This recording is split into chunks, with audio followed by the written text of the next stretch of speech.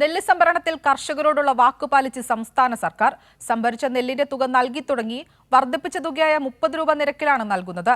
കൂടുതൽ മില്ലുടമകൾ നെല്ല് സംഭരിക്കാൻ തയ്യാറായതായും ഇതിന് ശാശ്വത പരിഹാരം സർക്കാർ കാണുമെന്നും മന്ത്രി GR അനിൽ കൈരളി ന്യൂസിനോട് വ്യക്തമാക്കി.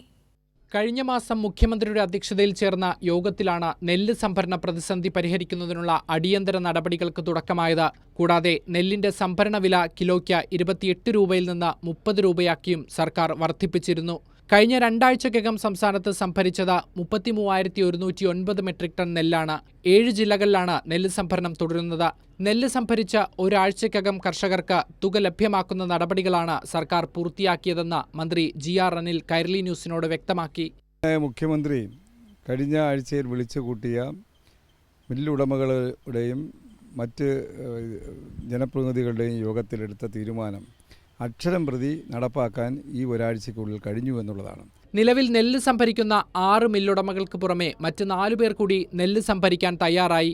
ഇതിനൊരു ശാശ്വത പരിഹാരമെന്ന നിലയിൽ സർക്കാർ സ്വന്തം നിലയ്ക്ക് മില്ലുകൾ ആരംഭിക്കുന്നത് പരിഗണനയിലാണെന്ന് മന്ത്രി വ്യക്തമാക്കി. നെല്ല് സംഭരണം ഊർജിതമാക്കി മില്ലുടമകളെ ഗവൺമെൻറ്റിൻ്റെ നിലപാട് അവരെ ബോധ്യപ്പെടുത്തി. അതിൻ്റെ അടിസ്ഥാനത്തിൽ 6 മില്ലുകൾ ആദ്യം സഹകരിച്ചു. ഇന്നലെ 4 മില്ലുകൾ കൂടി രംഗത്ത് വന്നിട്ടുണ്ട്. അതുകൊണ്ട് ഒരാശങ്കയും നെല്ല് സംഭരണത്തിൽ കർഷകർക്ക് വേണ്ട എന്നാണ് എനിക്ക് ഈ അവസരം സൂചിപ്പിക്കാനുള്ളത്. മില്ലുടമകൾ തയ്യാറായില്ലെങ്കിലും FCI വഴിയും സഹകരണ വകുപ്പ് വഴിയും നെല്ല് സംഭരിച്ച് ഗോഡൗണുകൾ സൂക്ഷിച്ചുകൊണ്ട് കർഷകനെ സംരക്ഷിക്കാനുള്ള നടപടി സ്വീകരിക്കണമെന്ന ഗവൺമെൻറ്റിൻ്റെ നിർദ്ദേശം അക്ഷരം പ്രതി അതും ബദൽ സംവിധാനമായി ഏർപ്പെടുത്തിയതാണ്. എന്നാൽ മില്ലുടമകൾ ഇപ്പോൾ സഹകരിച്ചു തുടങ്ങിയിട്ടുണ്ട്. അതുകൊണ്ട് തന്നെ ഈ സീസണിൽ നെല്ല് സംഭരണത്തിന് ഒരു തരത്തിലുള്ള ആശങ്കയും വേണ്ട. നിലവിൽ സർക്കാർ നിശ്ചയിച്ച പ്രകാരം നെല്ല് സംഭരിക്കുന്ന മില്ലുകൾക്ക് പുറമെ കൂടുതലായി കൊയ്തുവച്ചിരിക്കുന്ന നെല്ല് ഇന്നു മുതൽ FCIയുമായും സെൻട്രൽ വെയർഹൌസിംഗ് കോർപ്പറേഷനുമായും സഹകരിച്ചും സംഭരിക്കാനുള്ള നടപടികളും ആരംഭിച്ചു. കൈരളി ന്യൂസ്, തിരുവനന്തപുരം.